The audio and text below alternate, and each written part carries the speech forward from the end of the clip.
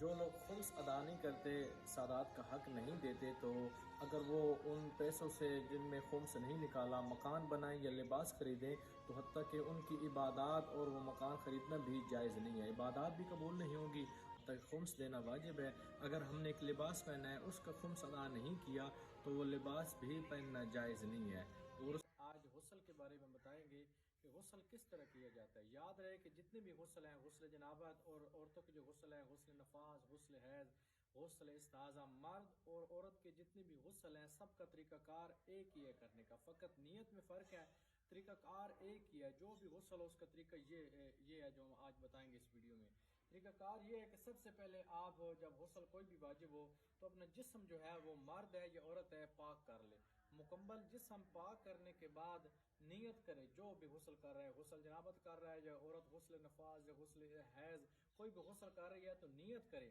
کہ فلاں غسل کر رہا ہوں یا کر رہی ہوں واجب قربتاً اللہ۔ نیت کرنے کے بعد جب نہانے کے بعد شاور کے نیچے آ کے نجاست وغیرہ دور کر لیں، اس کے بعد پھر دل میں نیت کریں، نیت جو ہے دل کا ارادہ ہوتا ہے، تو اس کے بعد اپنا سر پہلے نیچے کریں، شاور کسی نیچے سر کریں گے، آپ کا سر یہاں تک دھل جائے، پانی بے شک نیچے آ جائے، سر دھو لیں۔ سر دھونے کے بعد آپ نے دایاں کندھا دھونا ہے، یعنی کہ یہ والا کندھا، یہ کندھا جو آپ نے شاور کے نیچے کرنا ہے، یہاں سے پانی آئے، یہاں سے پانی آگے بھی آئے گا اور اس طرح پیچھے بھی آئے گا، ہاتھ بھی ساتھ آپ نے مارتے رہنا ہے، بے شک پانی اس سائڈ پہ آ جائے کوئی حرج نہیں، پاؤں تک یہ دھونا ہے، حتیٰ کہ جب پاؤں پہ پانی آئے تو پاؤں اٹھا لینا ہے تاکہ پاؤں کے نیچے والی جگہ ہے اس کے اوپر بھی پانی لگ جائے۔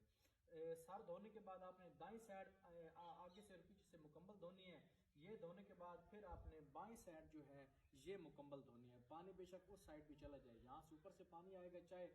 کسی بالٹی میں پانی ڈال لیں، ڈبے کے ساتھ اوپر کریں، یہ شاور کے نیچے یا کوئی پیپ وغیرہ سے غسل کریں، جو آپ کو آپ کے پاس مہیا چیز ہو اس سے غسل کریں۔ اور یاد رہے کہ ایک دفعہ سر گردن دائیں سائڈ بائیں سائڈ دھونا واجب ہے،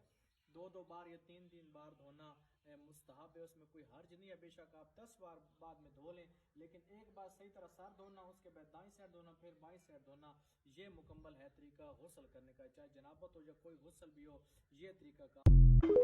اللہم صلی علی محمد وعلی محمد۔ فقہ جعفریہ کے مطابق طلاق کے نوٹس دینے سے یا لکھ کر طلاق دینے سے طلاق واقع نہیں ہوتی، بلکہ فقہ جعفریہ مطابق جو ہے طلاق اس طرح ہوتی ہے کہ آپ زبان سے عربی میں صیغے پڑھیں اور 2 عادل گواہ موجود ہوں تو تب طلاق ہوتی ہے۔ اس طرح طلاق کہنے سے طلاق نہیں ہوتی، جس طرح نکاح کہنے سے نکاح نہیں ہو جاتا، ایک عالم کا ہونا ضروری ہوتا ہے، اس طرح طلاق کہنے سے طلاق نہیں ہو جاتی فقہ جعفریہ کے مطابق۔ خمس ادا نہیں کرتے، سادات کا حق نہیں دیتے، تو